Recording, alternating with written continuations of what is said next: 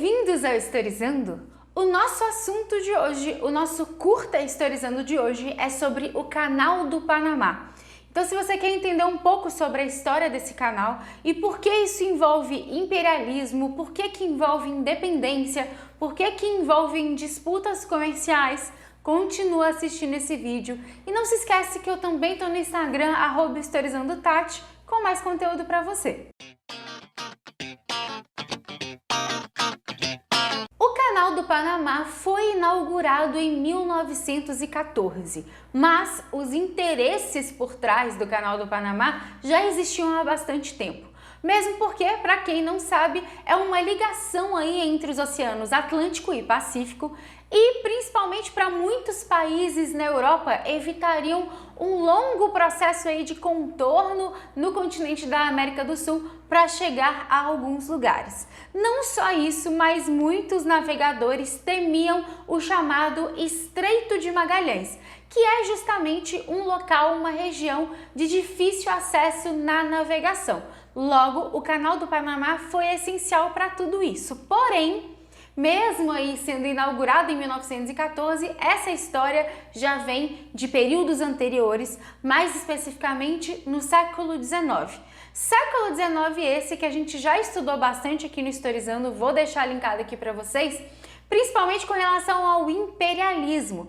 E toda vez que a gente pensa em imperialismo, a gente acaba indo, pensando aí no continente africano, pensando na questão da divisão do continente, até mesmo em algumas questões do continente asiático, só que muitas das vezes se esquece do imperialismo no continente americano, que aconteceu bastante.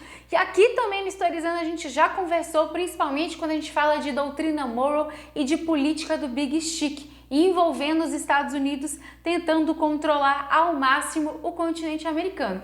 E essa história do Canal do Panamá também vai cruzar com essas questões imperialistas, não só dos Estados Unidos, mas também da Inglaterra, do Reino Unido, da Grã-Bretanha, como você quiser chamar aí nesse momento. Mas esses dois lugares, esses dois países vão disputar esse Canal do Panamá. Existia também alguns interesses franceses, lembrando que os países europeus, para chegar em algumas regiões da América, esse Canal do Panamá seria essencial.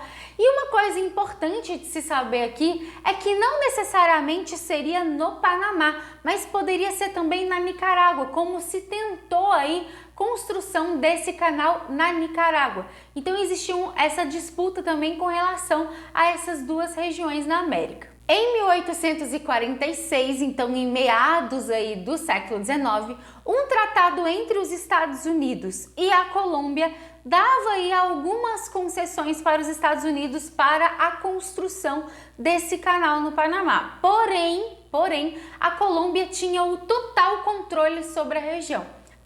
E se você não sabe, o Panamá nessa época, nesse período, era da Colômbia, era parte da Colômbia. Então não existia o país Panamá, existia a Colômbia que tinha ali a região também do Panamá. Por isso, toda vez que Estados Unidos ou alguma outra região quisesse ali tentar a construção desse canal na região do Panamá, precisava consultar o governo colombiano. Já em 1850, na Nicarágua, se fez um tratado entre a Grã-Bretanha e os Estados Unidos, chamado Clayton-Bower, confesso que não sei a pronúncia, mas esse tratado era justamente para evitar que um saísse na frente do outro.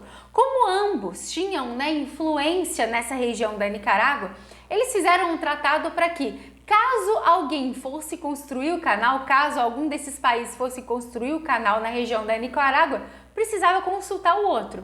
Então, na verdade, era uma grande disputa que acabou não dando em nada justamente por isso. Em 1878, o mesmo engenheiro responsável pela construção do Canal de Suez, que para quem não sabe liga o Mar Vermelho e o Mar Mediterrâneo, também aí conseguiu mesmo uma concessão do governo colombiano para iniciar a construção do Canal do Panamá. Só que tem um problema.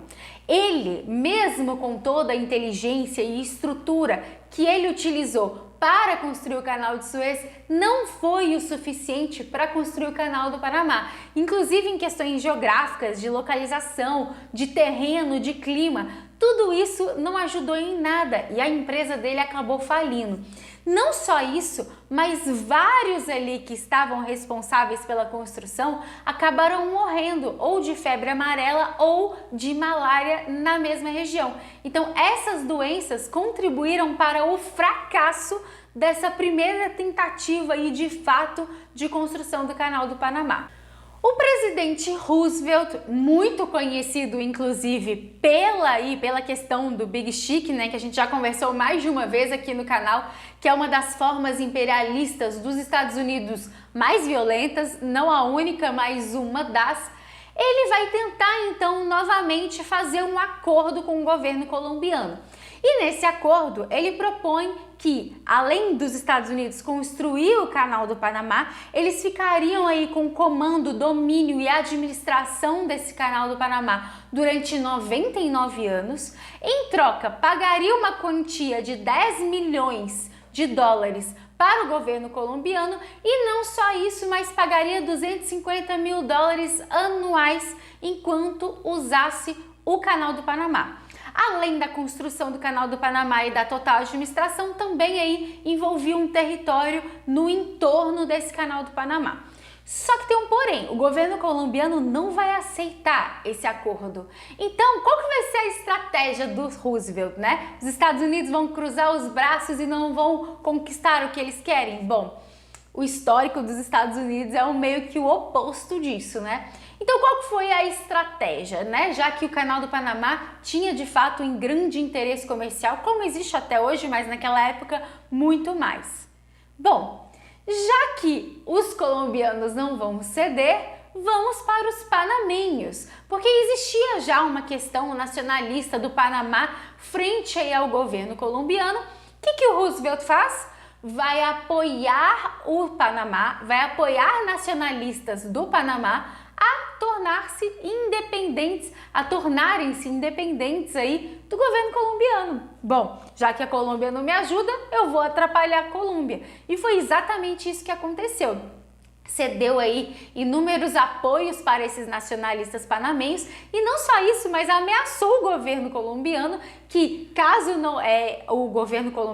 a Colômbia resistisse à independência do Panamá, os Estados Unidos iam intervir, os Estados Unidos iam atacar. Tá gostando desse vídeo? Tá curtindo esse tema? Então deixa o seu like e não se esquece de se inscrever no canal. Logo no dia 3 de novembro de 1903, se tem aí a independência do Panamá e não só ela, mas também uma canhoneira de Nashville, então armada ali e preparada caso o governo colombiano quisesse enfrentar, porque na verdade o governo colombiano não ia enfrentar o Panamá, né? E sim o próprio Estados Unidos, o próprio armamento dos Estados Unidos nessa independência, então acabaram aí cedendo esse processo de independência do Panamá e no ano seguinte os panamenhos vão assinar o mesmo tratado que o governo colombiano vai recusar. Uma curiosidade é que nesse momento de construção, nesse período de construção, lembra que eu disse lá sobre as doenças, sobre a febre amarela, sobre a questão da malária? Pois é, nesse período fizeram-se algumas descobertas com relação a essas doenças, justamente por ter ali mais pessoas acompanhando o processo de construção do canal. E o médico cubano Carlos Finlay consegue descobrir, na verdade, esse fato de transmissão da febre amarela, que muitos acreditavam que eram através da água naquela época, só que descobre que na verdade o problema mesmo era o mosquito. E até hoje a gente sabe que tem problema aí, né? Não só com febre amarela, mas dengue, etc. E a gente sabe que essa transmissão das doenças muitas das vezes acaba sendo pelos mosquitos. Mas é claro, né, que eu não tô aqui para falar certinho, transmissão, profilaxia, aquela coisa toda. É melhor você ir para os meus amigos e amigas da biologia. Tem o Samuel Cunha. Você conhece Samuel Cunha? Comenta aqui embaixo, um grande amigo meu da biologia. Tem o Kennedy também, conhece Kennedy? Comenta aqui embaixo se você conhece o Kennedy. Enfim, muita gente legal da biologia para você aprender sobre febre amarela, dengue, etc. Mas é uma curiosidade interessante que é justamente durante a construção do Canal do Panamá que se descobre isso. Em 1977 são assinados 2 tratados também importantes para o Canal do Panamá. O primeiro deles envolve uma questão de neutralidade, de uma região neutra, mas não só isso, envolve também os Estados Unidos poder justamente defender essa tal região neutra do Canal do Panamá. Então, se eles quiserem intervir militarmente, basicamente, esse tratado diz que pode. E o segundo tratado é que a partir dos anos 2000 o Panamá poderia então assumir não só a administração, mas como também o principal responsável pela defesa desse canal. Então olha a história gigantesca que vai desde o século XIX, vai desde os interesses de navegação e etc. até os anos 2000. Por último, mas não menos importante, eu vim fazer uma indicação, isso mesmo. Aqui, História da América Latina, das historiadoras Maria Lígia Prado e Gabriela Pellegrino, foi daqui que eu tirei esse tema de hoje, e aqui tem inúmeros temas sobre a América Latina. Inclusive, se você tem alguma sugestão de tema, comenta aqui embaixo, vai ser muito interessante. Se você gosta de indicações de livro, dá uma curtida, deixa o seu like aí e eu vou deixar o link do livro aqui embaixo. Adquirindo por ele, você também ajuda o Historizando, olha que legal. Bom, é isso, eu espero que você tenha gostado. Deixa seu like, se inscreva no canal se você ainda não for inscrito ou inscrita. Em todas as outras redes sociais é só me procurar, @historizandotati. Eu vou gostar demais de ter em todas elas você por lá também.